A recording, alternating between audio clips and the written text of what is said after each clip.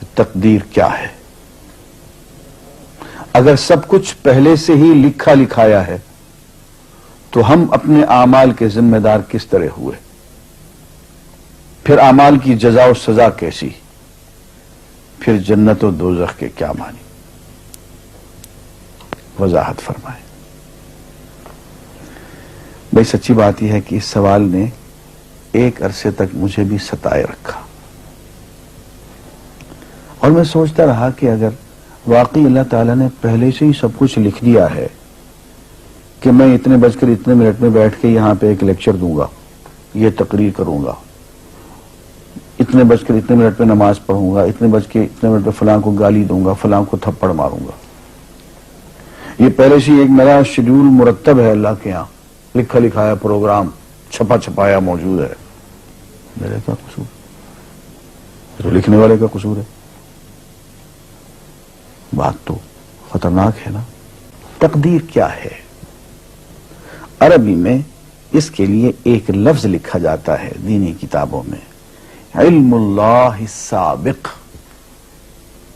اللہ کا علم جو پہلے سے اسے حاصل ہے. اللہ کو معلوم ہے کہ آج میں اتنے بج کر اتنے منٹ پہ اپنی مرضی سے، اپنے ارادے سے، اپنی آزادی فکر اور آزادی عمل پہ، عمل سے کام لیتے ہوئے یہ کام کروں گا. اب بھائی کام تو میں اپنی مرضی سے کر رہا ہوں، اپنی آزادی سے، اپنے ارادے سے کر رہا ہوں، لیکن اتنی سی بات تو مانو کہ اللہ تعالیٰ علام الغیوب ہے، علیم بذات الصدور ہے. مجھے اپنے بارے میں پتہ نہیں ہے کہ کل 10:10 پہ میں کیا کروں گا، اس کو پتا ہے. مجھے اپنے بارے میں پتہ نہیں ہے کہ میں 10 سال کے بعد کہاں ہوں گا، کیا کر رہا ہوں گا، فلاں بج کے فلاں منٹ، اس کو پتا ہے. اس کو میرے آزادانہ، خود مختارانہ، فری ول کے ساتھ کیے ہوئے اعمال کا پتہ ہے کہ میں اپنی مرضی سے، اپنے فری ول کے ساتھ، اپنے ارادے سے اتنے بج کر اتنے منٹ پہ کیا کروں گا. یہ اس نے اپنے ہاں لکھ رکھا ہے، اس لیے کہ اس کو پوری کائنات کا نظام چلانا ہے. اس کا علم جو ہے وہ صحیح ہے، لیکن اس کا علم میرے ارادے سے نہیں ٹکراتا ہے. یہ بات میں ایک مثال سے سمجھاؤں گا. میرے ساتھ ایک واقعہ پیش ہو گیا، اس دن مجھے تقدیر سمجھ میں آ گئی کہ ہوتی کیا ہے. 1971 کی بات ہے کہ یہاں اکاؤنٹنٹ جنرل آفس میں میں ڈپٹی اکاؤنٹنٹ جنرل تھا. اس زمانے میں ایک مشہور نجومی تھا شیخ صادق، یہاں قلعہ گزر سنگھ میں رہتا تھا. وہ پتہ نہیں بیچارہ زندہ ہے یا فوت ہو گیا. انہوں نے دروازہ کھولا، میرے کمرے میں آ گیا. کہاں صاحب ہم آپ کی خدمت کرنا چاہتے ہیں، ہم آپ کو مستقبل کے بارے میں کچھ بتانا چاہتے ہیں. میں نے کہا میرے پاس فضول باتوں کے لیے وقت نہیں ہے، میں علم نجوم وغیرہ کو، اس قسم کے یہ فضول باتوں کو میں نہیں مانتا ہوں، مشغول آدمی ہوں، ان چکروں میں مجھے مت ڈالو. اس نے کہا سر مجھے صرف 1 منٹ تو آپ دے دیں. میں نے کہا ہاں 1 منٹ دیتا ہوں. اس نے ایک بہت بڑا کاغذ میرے سامنے لکھا جس پہ 40 خانے بنے ہوئے تھے، 40 چیزوں کے نام لکھے ہوئے تھے، مختلف چیزوں کے نام، کتاب، قلم، اینک، کاپی، دوات، پینسل، میز، بادل، برکھا، مسجد، مندر، ایسی ایٹ رینڈم چیزوں کے نام، 40 چیزوں کے نام لکھے ہوئے تھے. مجھے کہنے صاحب آپ ان میں سے کسی ایک چیز پہ انگلی رکھ دیں یا اس کا نام آپ اس کاغذ پہ لکھ دیں. اور مجھے یہ کہتے کہتے اس نے ایک پیس آف پیپر میری میز سے اٹھایا اور اس پہ کچھ لکھا اور اس کو یوں الٹا کے رکھ دیا. میں نے کہا تم نے یہ کیا کیا؟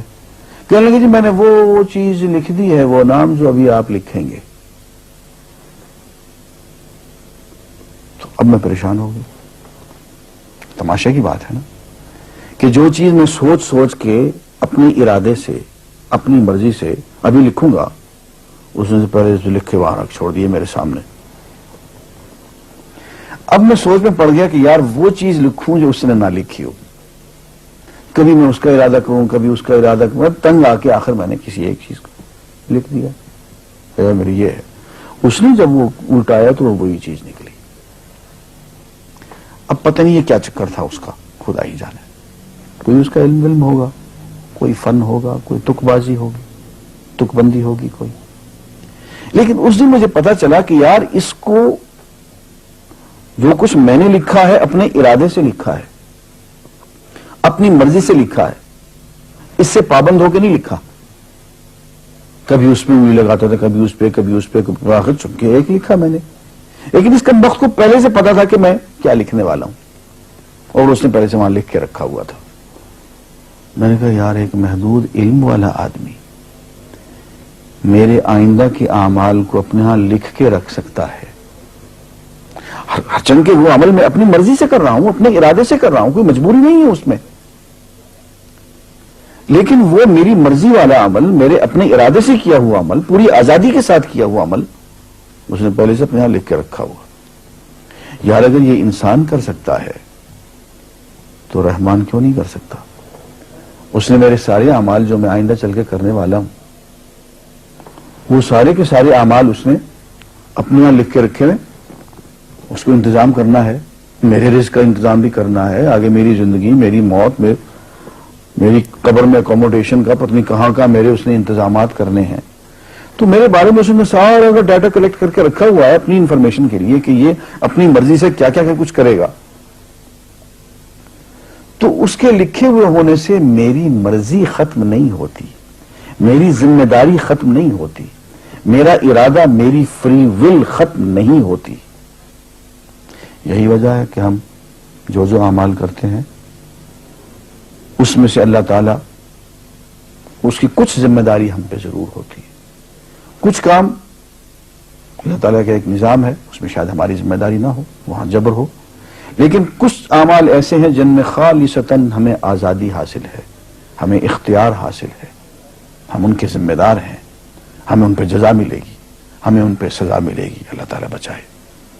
اور جزا ملے گی تو جنت ہوگی, سزا ملے گی تو دوزخ ہوگی. لیکن آزادی عمل اور ارادہ ضرور ہے.